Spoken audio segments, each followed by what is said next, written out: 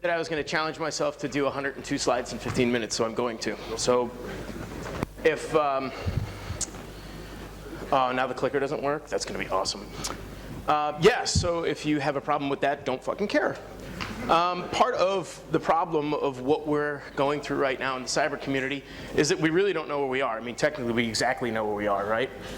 I mean, if you tried to geolocate yourself. But in order to do so, we have to know where we came from, right?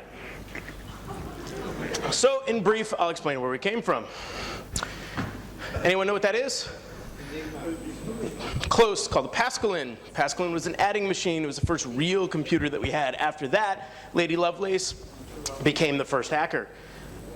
Anyone know what that is? A difference engine produced in the 1800s. So after we had that, what did we have? Well, computers are cool. They break stuff because we need to hide things and be secret. So it's easier to use computational methods to break stuff. We made the Enigma. From the Enigma, we transferred to transistors. This is ABC, the prototype that happened before we got to Enoch, the god of all computers.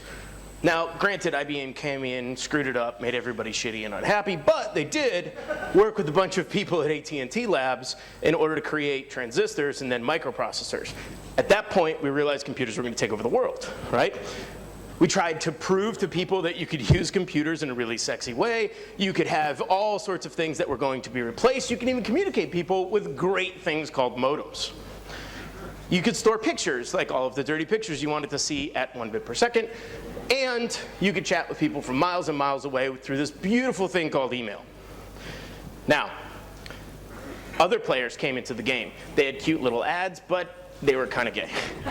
But we still got stronger. We became this society that got totally addicted to the interweb. We started connecting computers together. We went from the ability to have networks at schools and processing locations all the way out to being able to dial into bulletin boards, to having AOL and all these funny things, and the internet was born.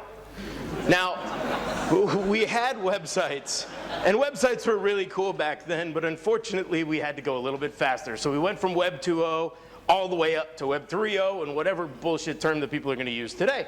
But I digress because we needed to make a landscape for ourselves. We had to exist in this new frontier, in this new place. How did we do so? Well, we made a big media landscape so we could show everybody what we were doing. We took our identity and we puked it all over the place so that everybody could know all the bullshit that we were doing everywhere, and we could allow Google to become the psychedelic fundamental Jesus of our lifetime. Because hey, why not have somebody else outsource all of our decisions? Because they're really the janitor that just takes all of our information that we expose to people. What do they do with it? Oh, they make money off of it. Because remember, if something's free, you're the product, not the consumer. But anyway, rewind.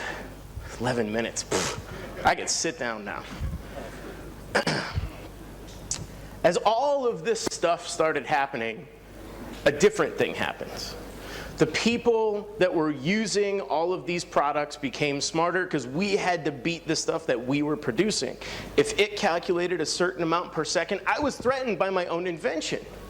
So I had to learn how to work differently with it. Does anybody know that hacker was defined in an RFC? Anyone? Yeah, RFC 1392. Gangsta. Next time somebody misuses the term, explain to them that one, they scientifically don't understand how to do their job, and it's a provable fact because they don't understand how to read RFCs. And two, I would quiz them on who the first hacker was because it was a girl. Everybody know that as well? Yeah, Lady Lovelace, really considered the first hacker. Anyway, that built, and that built and built and built. As these computers were built, people had to figure out not what the machine did do, but what it could do. That was the genesis of what our society was built on and our culture was built on as hackers.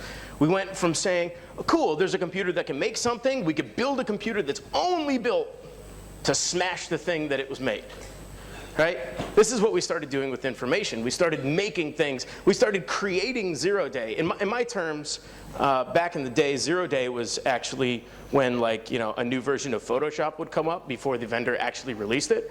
But to the kids now, it's cute. It just means exploit, which we just used as exploit back then. But we had all of these great hacks. And one of the reasons that we had all these great hacks is because we collaborated together. Right? We didn't collaborate together in the like weird pedophile fundamentalist way that Captain Crunch did, but In the 70s, Vanity Fair took a liking to us. They started saying, wow, this hacker thing is really cool.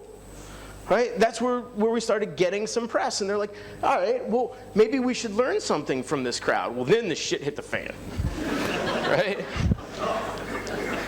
We started creating our own crews and gangs because we're nerds.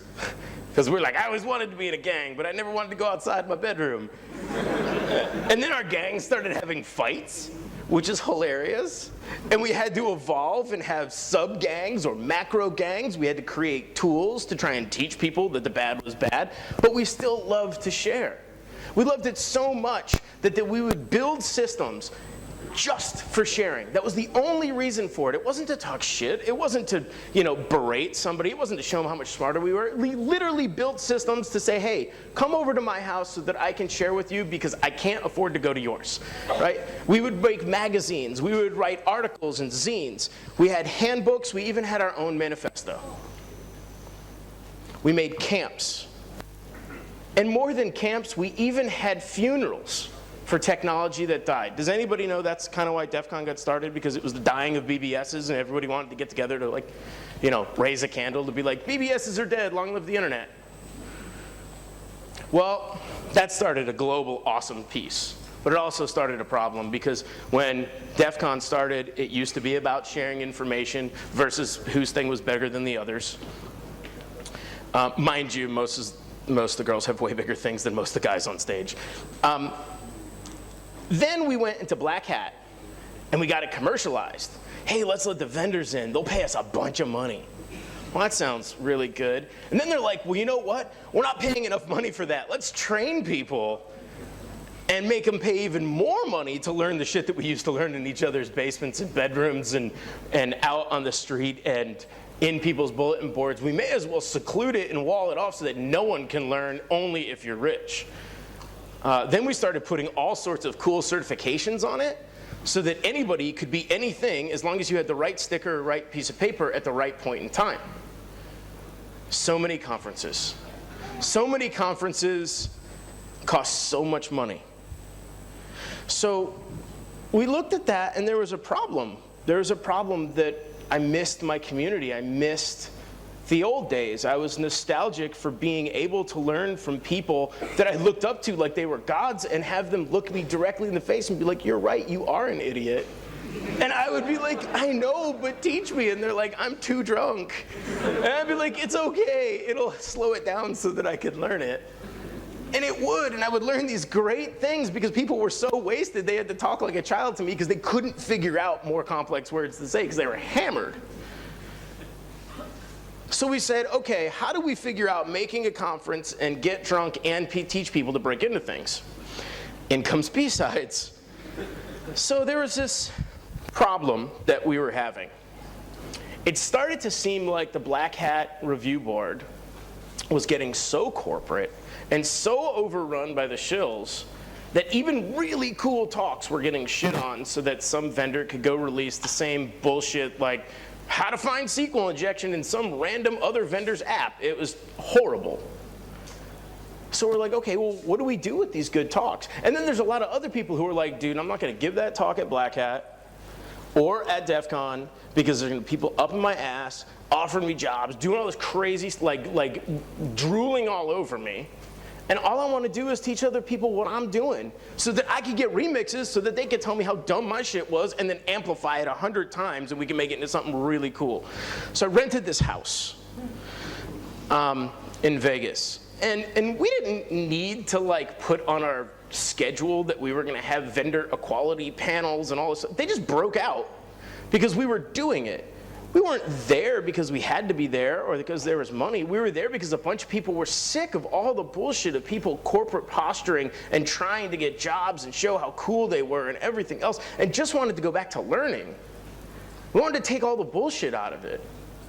I mean, look at Jack. That was his first talk. That doesn't look like somebody who's fucking around. I mean, he's for real right there. That's the real Jack.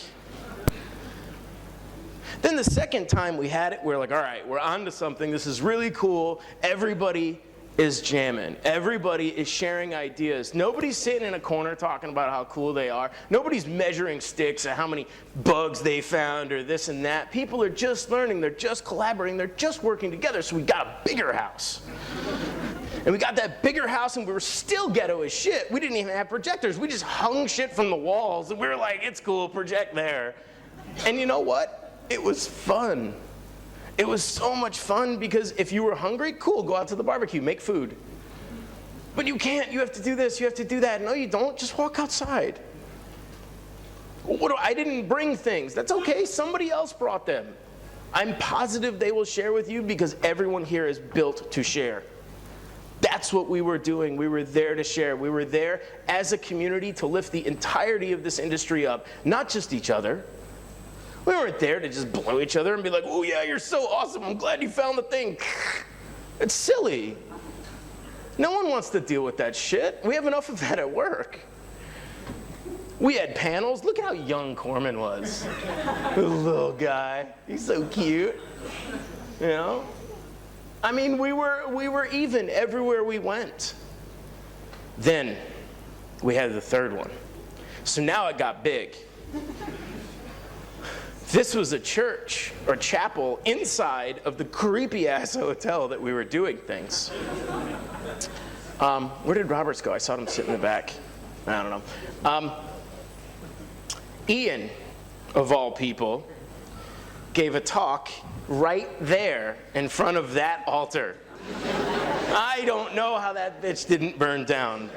But Chris Roberts also gave talks there. If you can see, his beard is less green in that moment. But still, again, no matter where we were or how tight we were packed in or how awkward the space was, we were just there to learn. So why am I talking about this? Well, I think we have a problem with perception in our industry. I think a lot of people have blown a lot of smoke up our ass and said, you're really cool and really important because they had never heard of a job like ours. Oh, by the way, Chris, I put you in the slides. Sorry, he just walked back in. Oh, was that the hack in the car? Yeah, man, that's the Nickerson complex. I don't even remember that slide. That was your fault. That was the airplane. That was you. How is it me? You motherfucker, really? Yeah, I flew a plane sideways, but it's Chris's fault. One more time, we're sharing. Anyway, so we had this problem with how we do things in our industry and how much people blow smoke in our ass to make us feel like we're really, really super important. When in all words, we're hacks. That's what we do. Right? It's about confidence. Confidence is a completely different thing. Why are you looking at me? Fucking creep. I'm trying to do shit and you're like, now, it's about confidence, right? Let's break down confidence. Con, we're at a con, right? We're conning you, we're conning vendors to give us money. Excuse me. I mean, I'm not, but for real. I mean, realistically, part of how it all actually started way before all of those was that I was renting the house, and I was like, man, that's awesome. Vendors can pay for us to get wasted. And they were like, that's way cheaper than us doing it because it's expensive because we drink pretty hard. And they were like, fuck yeah, let's have a conference. They were like, those people have tons of money. And we're like, that's awesome, call people, we'll get it. Anyway, confide. We are here to confide in each other. If you are not sharing with the people next to you that you don't know, you're doing it wrong. You have an unimaginable resource of people and humans in this room that unless you share with them, you're going to go home and have failed for the day. Meet somebody new and understand not only who they are and what they do, but how they can elevate what you do and how you can elevate what they do. If it's a one-way street, get the fuck out because we don't need you. Dense, don't be a prick. Please, God, don't be this guy. Just don't do it. How do you BSides? Easy. You leave your issues at the door, you be excellent to each other, you respect the crew, you be aware, you stretch yourself. If you don't understand how something works, don't bounce outside and go bitch about it. Learn. If you have a problem with somebody's slide deck, don't complain. Go up and ask them and work it out on paper so you can learn something. And at the end, if you're too cool for any of this, please go home because your cat misses you. with 7 seconds left.